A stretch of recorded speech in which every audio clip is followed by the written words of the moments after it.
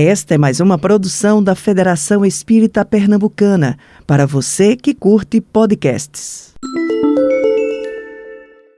Boa tarde a todos. Que a paz do Mestre Jesus nos envolva. É sempre uma honra e um prazer estar aqui na Casa Mãe, né? Casa que dirige as nossas casas, onde eu sou recebida com tanto carinho por tantos amigos queridos que aqui se encontram. Trago um abraço grande do Lar Sem Fronteiras, a casa que eu trabalho lá no Bongi. E o convite da tarde de hoje é para que a gente possa conversar sobre essa parábola. Muitos são os chamados e poucos os escolhidos. Na verdade, é uma reflexão sobre o que Jesus quis passar para cada um de nós, porque as palavras de Jesus não passam, né? 2000 anos depois, a gente tenta entender ainda a moral da história. Então, ele falava, na maioria das vezes, por parábola, para que pudessem se adequar a qualquer tempo, em qualquer momento da humanidade, a gente pudesse usar aquilo e adequar ao nosso dia a dia. Então, a gente vai refletir. E, na verdade, esse capítulo 18, que é o Muitos São Chamados e Poucos Escolhidos, é enorme. Tá? Ele traz temas como o festim das bodas, a porta estreita, nem todos que dizem Senhor, Senhor entrarão no reino dos céus, muito se pedirá a quem muito recebeu, e instruções dos Espíritos. Hoje a gente vai se ater, né? A gente ia precisar de muito mais tempo para conversar sobre todo o capítulo, e a gente vai se deter mais no festim das bodas, que à primeira vista parece muito duro e difícil de compreender, e a gente vai refletir exatamente o que o Cristo queria passar com essa parábola. E aí, antes da gente ler qualquer texto, a gente precisa entender o contexto em que Jesus estava falando. Se você voltar nos capítulos, você vai ver que ele estava falando para os fariseus, os doutores da lei, né? E esses faziam perguntas capciosas para que o próprio Cristo se traísse através das respostas. E aí, Jesus, entendendo a intenção dos fariseus, muitas das vezes respondia de forma enérgica, incisa, de forma para que pudesse mexer com os brios daqueles homens, né, que eram os responsáveis vamos dizer, pela religião que era misturada com a lei, e que pudesse, só que eles largaram a parte moral e se mantiveram na parte ritualística. E aí o Cristo era enérgico para poder mexer com os brios e que eles pudessem refletir sobre o que estava sendo falado ali naquele momento. A gente sabe que antes da vida do Cristo, com exceção dos hebreus, todos os outros povos eram politeístas e idólatras. O povo hebreu foi o primeiro povo a assumir publicamente o monoteísmo, e é a eles que Deus dirige a primeira revelação através de Moisés, né, que veio trazer posteriormente também a segunda revelação, quando veio o Cristo, né, para consolidar e colocar em prática aquilo que já vinha sendo trabalhado, né? E é esse povo hebreu, né? É esse povo que recebeu as primeiras revelações, e é esse mesmo povo que foram os primeiros convidados para essa grande comunhão com Deus, na verdade, esse casamento, esse festim das bodas tem a ver com esse casamento com o divino, o casamento, a festa de casamento, de união, de comunhão, de compartilhamento que a gente faz com Deus,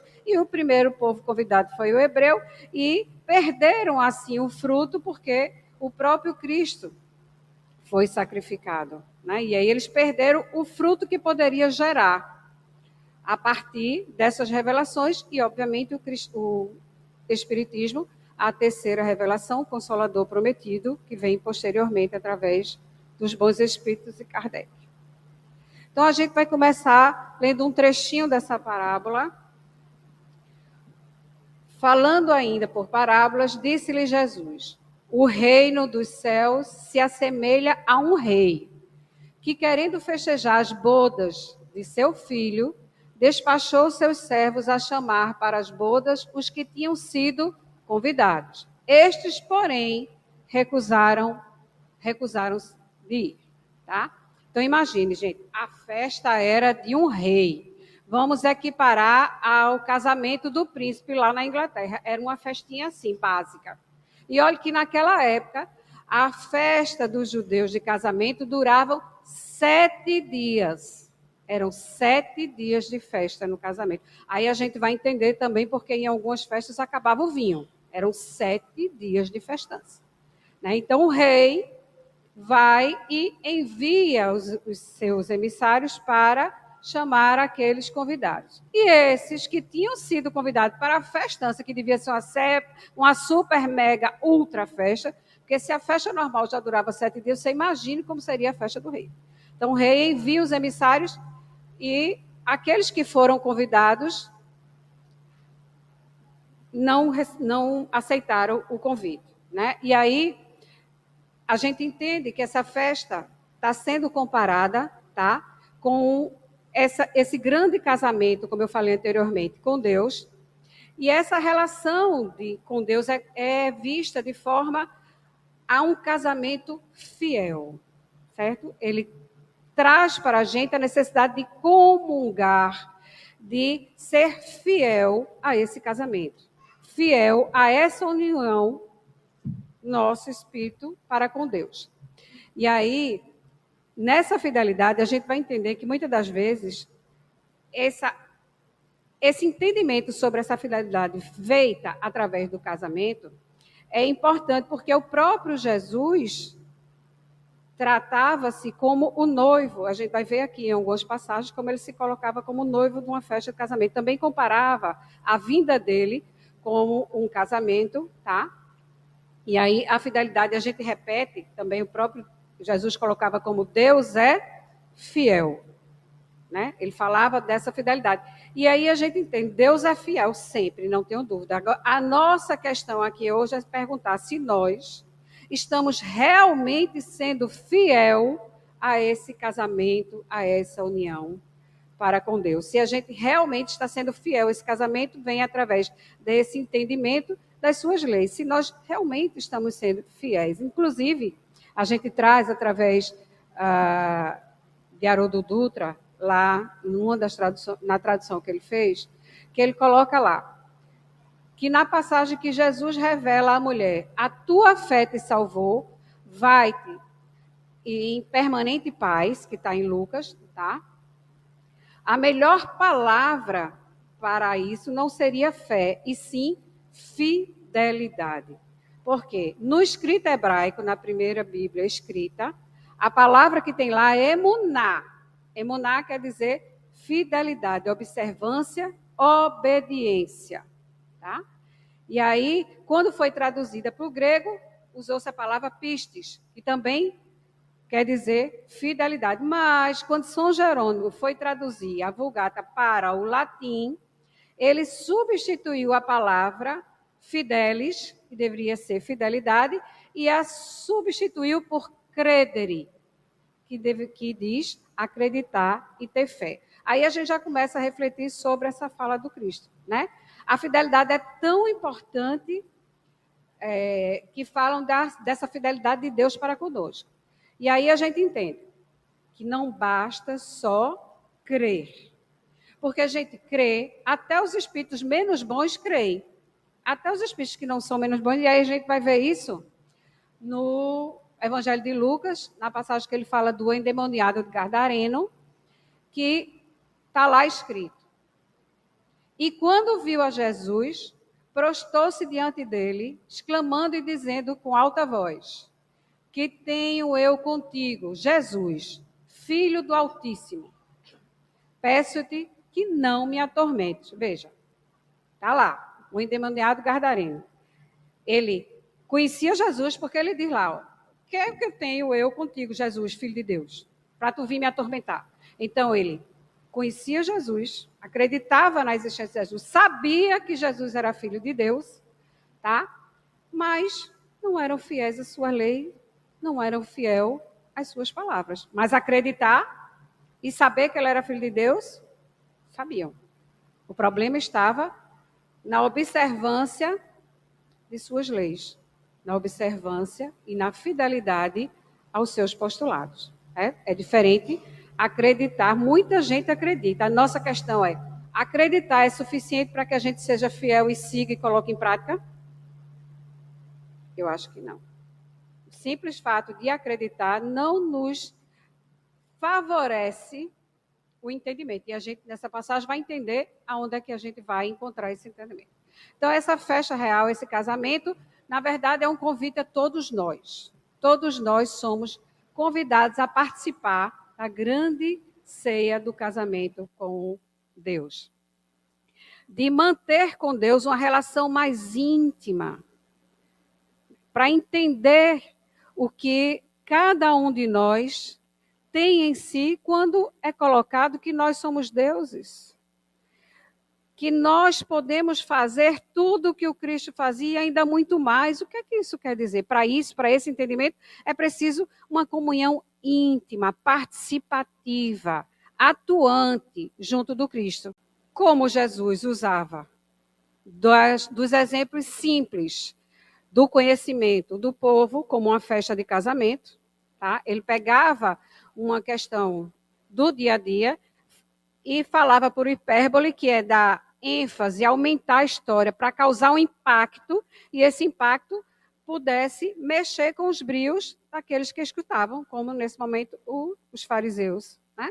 E aí ele meio que aumentava o drama para que aquilo mexesse profundamente com a emoção daqueles que escutavam, e a partir daí promovesse, né, o despertamento para que eles pudessem sair da observância pura dos rituais, porque eles se apegavam, né, na ritualização da religião, e pudessem trazer a moral, certo? As leis morais para a sua prática. Então, ele dava essa... É por isso que muitas das vezes a gente faz uma escuta. Imagina, a pessoa não foi convidar para uma guerra, não, gente. Foi convidar para uma festa. E ninguém queria ir. Ninguém queria participar. Né? E aí isso parecia muito estranho, muito duro. E ainda chegaram a assassinar. E aí a gente vai entender um pouco. E aí chegaram até a assassinar os próprios enviados. E aí a gente se pergunta, analisando, tentando entender essa hipérbole do Cristo para nos despertar a moral da história, tá? Quem seriam esses convidados? Quem foram os primeiros convidados que negaram-se a participar do casamento? O povo hebreu, tá? Que foi o primeiro povo chamado por Deus ao conhecimento da sua lei. Primeira revelação foi enviada através de Moisés. Então, os convidados que recusaram essa congratulação com Cristo, o povo hebreu. Quem seriam os servos, os emissários, né? Aqueles que saíram a espalhar os convites? Os profetas, tá?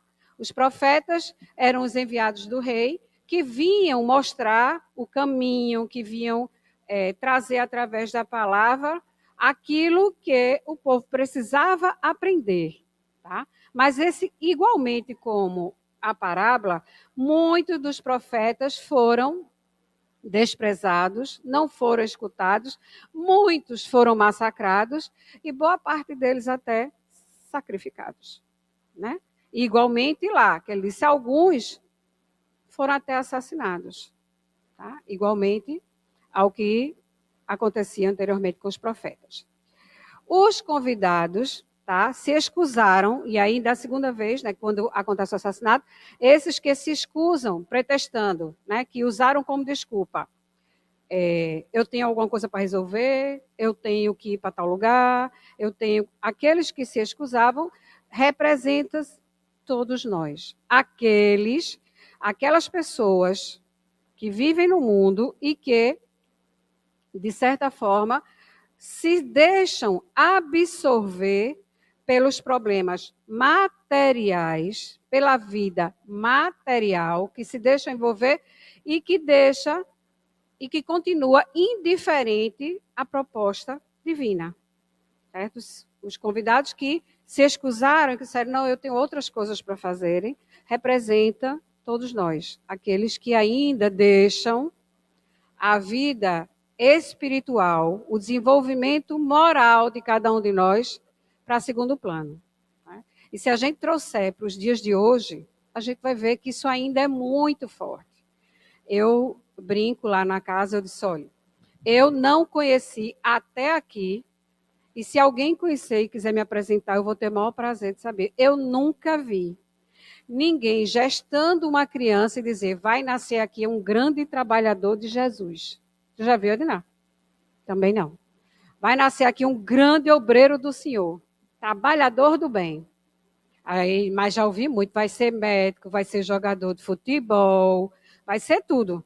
Porque médico, a gente considera jogador de futebol, é aquele que ganha.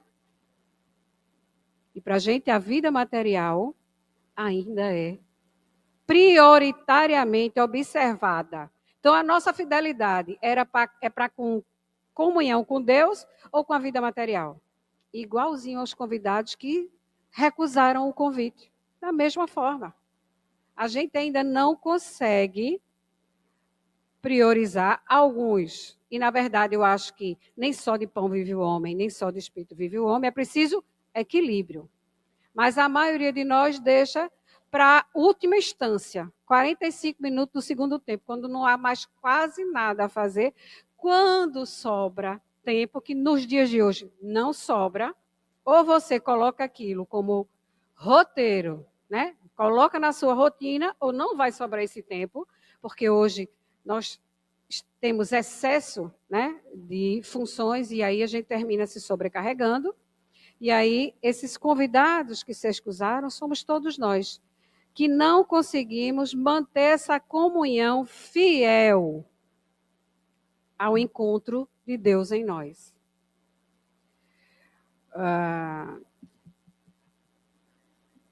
E aí a gente pega lá também o Evangelho de Mateus, em que ele coloca no capítulo 6, versículo 33.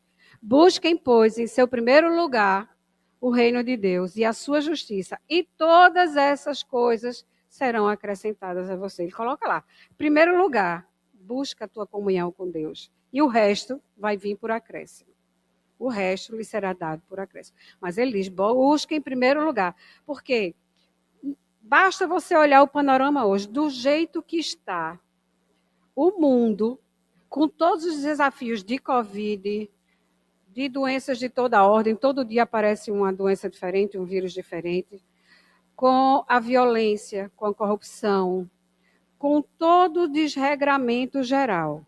Se você não tiver essa comunhão profunda com Cristo, manter o equilíbrio, a sanidade mental está difícil. E é por isso que a gente vê essa crescente absurda de doenças, de transtornos psicossomáticos, como depressão, pânico. Nunca se viu tantos casos de doenças e transtornos psicossomáticos, porque está faltando exatamente o que era para a gente buscar primeiro. A gente falou que os hebreus tiveram a chance deles, perderam. A gente já trouxe, já recebeu, através da terceira revelação, tudo, vamos dizer, mastigadinho. A gente está tendo a oportunidade de se aprofundar nesse casamento. A questão é, a gente vai perder também? A gente vai desperdiçar essa oportunidade, deixando em último plano, e é aquela história, né? Quando eu me aposentar, quando os filhos se casarem, se formarem, aí quando os filhos casam, tem os netos. E aí a gente vai postergando esse casamento, a participação nessa grande festa. E provavelmente, se assim continuarmos, vamos igualmente perder a oportunidade. Mas ainda continua a parábola. Então disse a seus servos, o festim das bodas está inteiramente preparado, mas os que para ele foram chamados não eram dignos dele. Quer dizer, os convidados que ele mandou chamar não eram dignos. E depois as encruzilhadas e chamai para as bodas todos quantos encontrarem. Os servos então saíram pelas ruas e trouxeram todos os que iam encontrando, bons e maus. A sala das bodas se encheu de pessoas que se puseram à mesa. E aí ele quer dizer o quê com essa hipérbole? Ele só, já que os convidados, o povo hebreu, não aceitou, tá? Desmereceu o convite, vai e chama todos os povos, todas as pessoas que vocês encontrarem, pagão, idólatra, todo mundo que vocês acharem no caminho, receberão o mesmo convite que foi oferecido aos hebreus. Tá? E estes, acolhendo e aceitando o convite, tá, serão recebidos no lugar dos primeiros convidados. E apesar na própria parábola ele dizer, muitos são chamados e poucos escolhidos, está lá dentro da parábola dizendo, e a sala se encheu de pessoas. Bem, se muitos são chamados, ele chamou todo mundo, disse, agora eu chamei os hebreus, não quer? Vai todo mundo, pagão, idólatra, quem for. E aí ele diz, no final da parábola ele diz, muitos são chamados e poucos escolhidos. Mas por que são poucos se a sala estava cheia? Ele aqui mesmo coloca, a sala se encheu. Quer dizer, muita gente aceitou o convite, mas pouca gente foi fiel ao convite e à participação da festa, porque estava cheio. Estava cheio. Então, não foram poucos que aceitaram o convite, mas poucos foram aqueles que entenderam, aceitaram e se fidelizaram a essa grande congratulação. Não basta aceitar o convite, tem que se adequar a ele. E é nessa adequação que ele termina a própria parábola, que está lá em São Mateus, capítulo 22, versículo de 1 a 14, que ele diz, entrou em seguida o rei para ver os que estavam à mesa, e dando com o homem que não vestia a túnica nupcial, porque existe uma roupa própria para isso, e igualmente é hoje, né? Ninguém vai para o casamento numa roupa trivial. Meu amigo, como tu entraste aqui sem a túnica nupcial? O homem guardou o silêncio. Então disse o rei à sua gente, atai-lhe as mãos e os pés e lançai-o nas trevas exteriores. Aí é que haverá prantos e ranger de dentes, porquanto muitos há chamados, mas poucos escolhidos. Aqui o Cristo estava falando da necessidade de adequar-se. Né? Você imagina, o rei vai fazer uma festança, convida os amigos, que seria o povo hebreu, ninguém quer. Aí ele manda convidar todo mundo, de repente ele manda jogar, certo? Atirar para fora um que estava sem a roupa. Só umzinho, que não foi adequadamente vestido, e ele vai. E aí ele diz que ali, onde ele vai ser jogado, haverá prantos e ranger de dentes, porque não basta você aceitar. É preciso que você entenda. Por isso que eu falei, é preciso você se aprofundar, entender. Avivar na sua consciência o caminho. Né? Entender o que Deus espera de cada um de nós. Para que estamos aqui? Por que reencarnamos? Qual é a missão? Porque todo mundo tem, viu? Não somos grandes missionários salvadores do planeta, mas cada um de nós, dentro da sua família, dentro do seu trabalho, dentro da sua casa espírita ou casa religiosa, seja ela qual for, nas ruas, na sociedade, temos uma função, temos uma missão. Temos a necessidade de entender o nosso propósito existencial. Por que estamos aqui? O que é que nós podemos fazer para colaborar na evolução do planeta, na regeneração do planeta Terra e principalmente na regeneração dos nossos corações, minimizando os sofrimentos que aqui circundam. Então, a gente entendeu que não basta ser convidado para que a gente se diga, como disse o rei, ser merecedor desse convite, certo? E nem sentar-se simplesmente, que aí eu falo.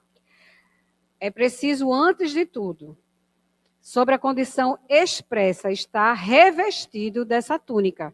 E essa túnica é ter puro coração e cumprir a lei segundo o Espírito, segundo aquilo que nós trazemos na nossa consciência e aquilo que está colocado no nosso Evangelho. É preciso revestir o nosso coração do amor que o Cristo nos ensinou, que amou a todos indiscriminadamente, que exemplificou que é possível fazer o bem sem olhar a quem, que é possível não se deixar corromper pelas coisas que nos envolvem e que é o convite da porta larga.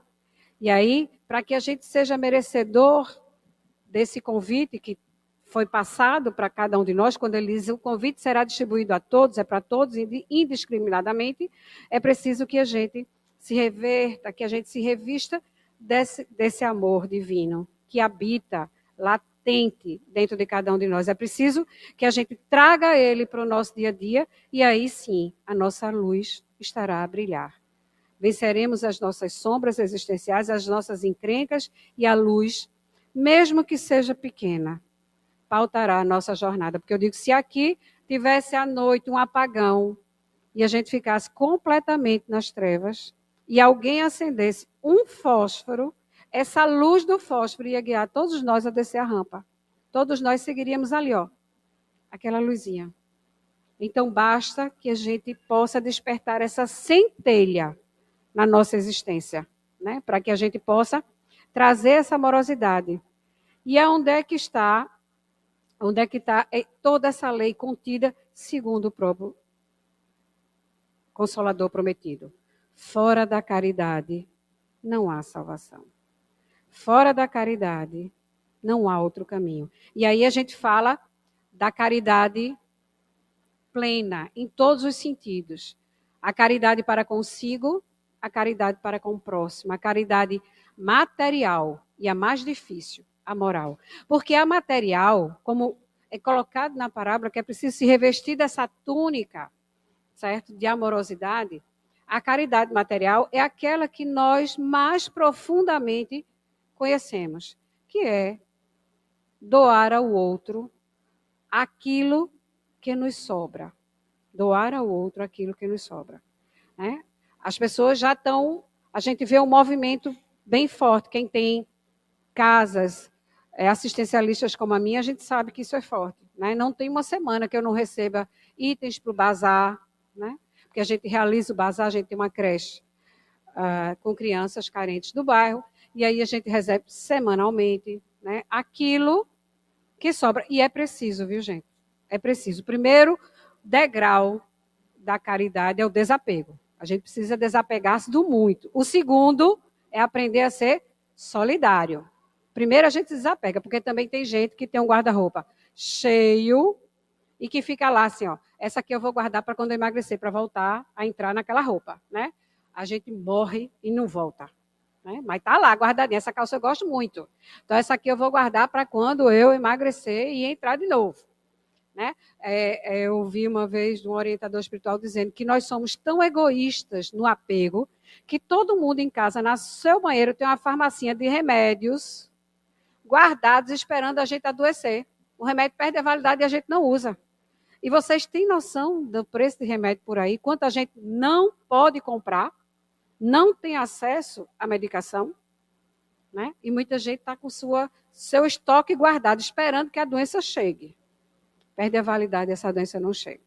Para a gente começar a refletir sobre essa proposta de nos revestir dessa túnica nupcial, para ser merecedor dessa festa que nós fomos convidados. Dessa festa de comunhão e fidelidade. Né? O desapego é preciso. Casas assistencialistas vivem de doações. Vivem disso. Ai de nós, se não fossem a doação do que sobra. Aquela cesta básica, né?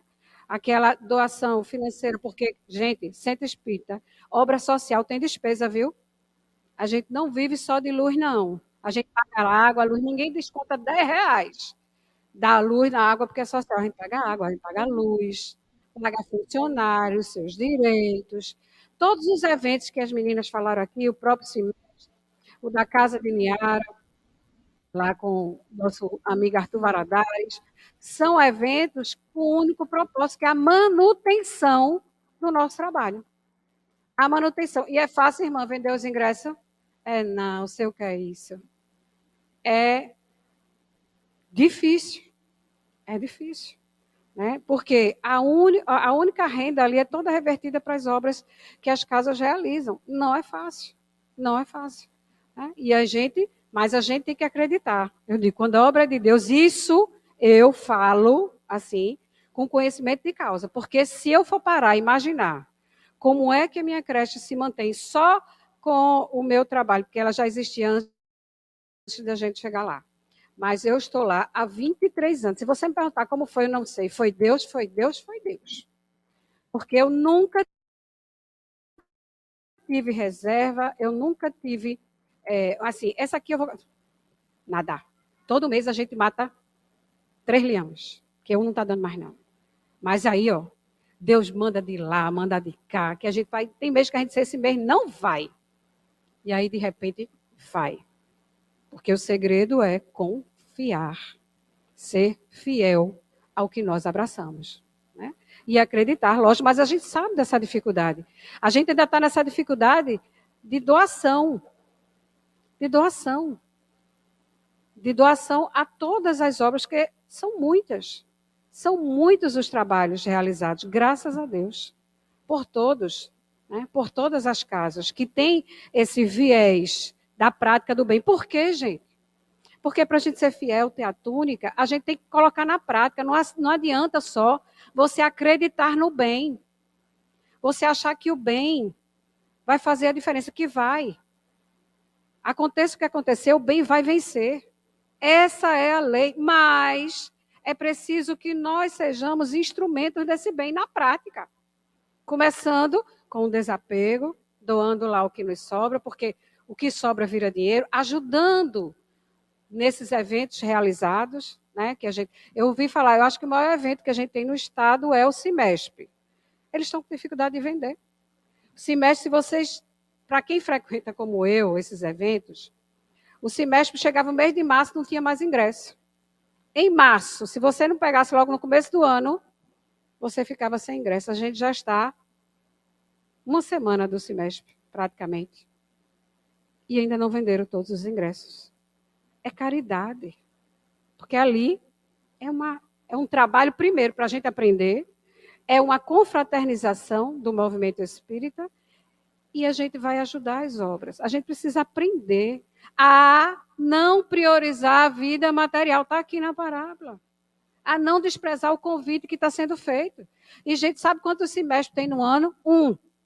Quantas mostras tem? 1. É só um final de semana no mês de julho. A mostra é em setembro. Até setembro a gente tem da nossa irmã ali, que é só um dia, né, amiga? Estarei lá. Uma oportunidade de confraternizar-se com Arthur Valadares, com os meninos, que são minha paixão, né? Que eu disse, olha, eu estava muito preocupada com o movimento espírita, até porque nós estamos envelhecendo. O nosso Chico já foi, Divaldo aos 96 anos na guerra, na luta, firme, mas são 96 anos. Né? E eu disse, quem vai levar essa charrua? Quando eu tive a oportunidade de conhecer os meninos, Vitor Hugo e Gustavo, aí o meu coração deu aquela serenada, diga, Senhor, obrigada. A gente pode confiar, porque a charrua vai ser levada. Vai ser levada com galhardia e dignidade pelos aqueles que virão depois, de todos aqueles que se dedicam a essa grande festa. Então é preciso a gente aprender o primeiro degrau, assim como a parábola sugere, a gente precisa aprender o desapego, começar a colaborar. Aqui na federação a gente tem a livraria. É para quê, amiga? Não é para manutenção da casa? A gente tem que aprender, né? A começar a sair do doar o que nos sobra e começar a compartilhar. Compartilhar o muito que nós temos. Porque se hoje, nos dias de hoje, você tem uma casa para morar, independente se você mora num duplex ou se você mora numa casinha simples, você tem uma casa para morar. Se você se alimenta todos os dias, se você se engajar nos muitos trabalhos sociais que tem nas casas espíritas, distribuindo sopa nas ruas, os alimentos, você vai ver quanta gente, só aqui na nossa cidade, não tem uma única refeição garantida por dia. Uma única. E aí você vai entendendo que é necessário a gente compartilhar o muito que nós temos. Ser solidário.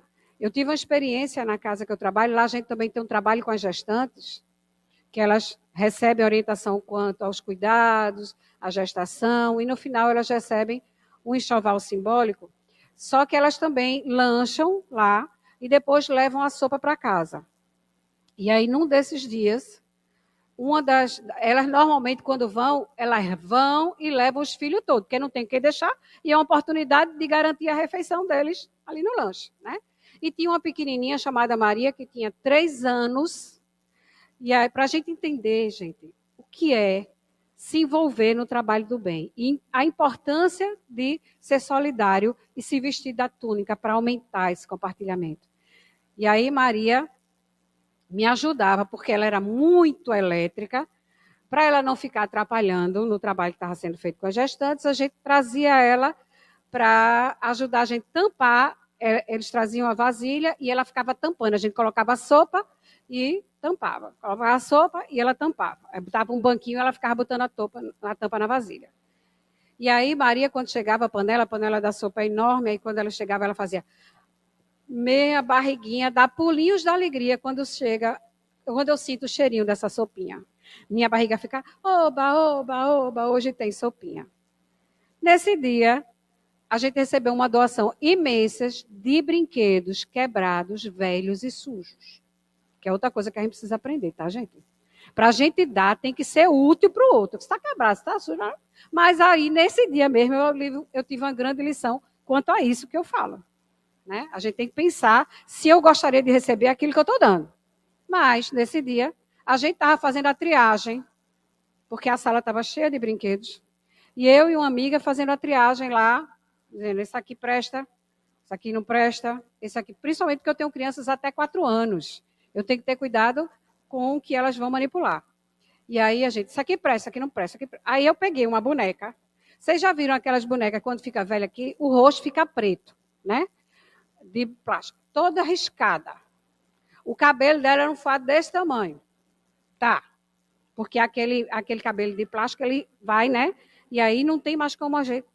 Sem roupa, só tá aquela bonequinha que os braços e as pernas são de plástico, mas o corpo é de pano, sem roupa. Aí eu peguei e disse, isso não presta. Aí Maria ficou assim, completamente estática, olhando para mim.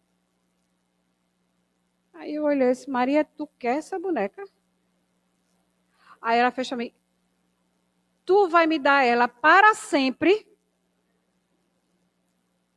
Aí eu disse, dou. Aí ela disse, pois eu quero, eu nunca tive uma boneca. E aí, eu morta de vergonha da crítica que eu estava fazendo aos brinquedos, lógico. Aí eu peguei, olhei para minha amiga, a gente começou a catar nos outros brinquedos, achou um par de sapato, uma roupinha, aí a gente tirou da bolsa uma liga de amarrar cabelo, aí amarrou o cabelinho da boneca, aí eu disse, vamos pegar álcool, aí começou a limpar, lavar água e sabão, para ver se ela ficava mais apresentável, vestiu a bonequinha e entreguei a Maria. Quando ela recebeu, ela correu, porque o auditório lá também é no primeiro andar, ela correu para contar à mãe. E desce a mãe com ela. Dona André, é verdade que a senhora vai dar essa boneca para ela para sempre? Eu disse, é verdade. Maria ficou tão alegre que se urinou.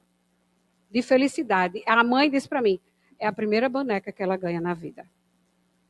Veja. Veja. Só quem está dentro das causas sociais é que passa por situações como essa e aprende o que é miséria, gente. O que é necessidade, o que é fome. É preciso você sair da sua casa. Revestir-se da túnica é você sair e ir para onde está a necessidade. É colocar em prática o bem que Jesus exemplificou. A túnica e fora da caridade começa na proposta de que, gente, o que falta é trabalhador, porque trabalho falta não.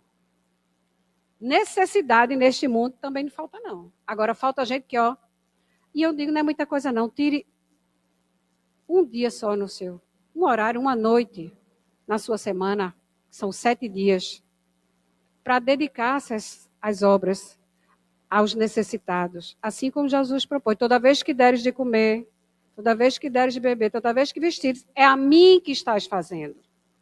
A comunhão nos convida, esse casamento, para que a gente seja merecedor do convite, é preciso que a gente coloque em prática. Esteja lá. Porque, olha, eu duvido que você passe uma tarde lá na creche, umas horinhas, e não saia de lá melhor do que você entrou. Porque você vai sair de lá dizendo assim, menino, não tenho problema não. Não tenho nada. Eu tenho desafios que a gente pode superar. Agora, problema a gente encontra ali. Problema a gente encontra na vida daquelas gestantes. Problema você encontra quando você sai da sua zona de conforto, reveste-se da túnica e segue fielmente a proposta do Cristo, que é assim que ele fazia. Ele ia até onde estavam os necessitados.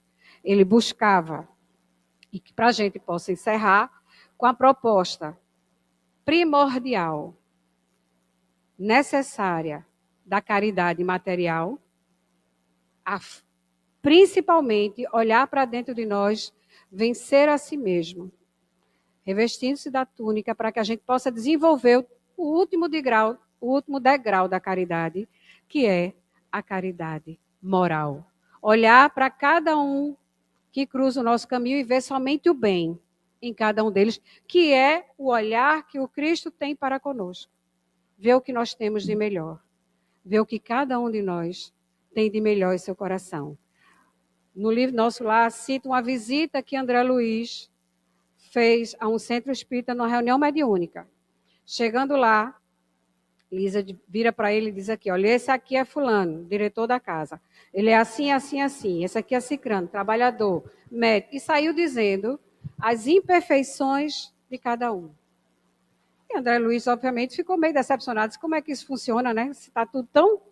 Aí ele fez, pois é, mas apesar de tudo que eu lhe disse, todos aqui estão engajados na vontade de se melhorar e de se doar para o bem. E é nisso que a gente foca. É no que cada um tem de bom.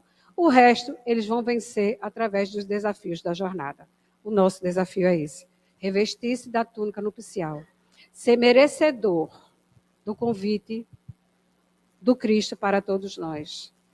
Colocar em prática, vestindo a túnica nupcial do bem.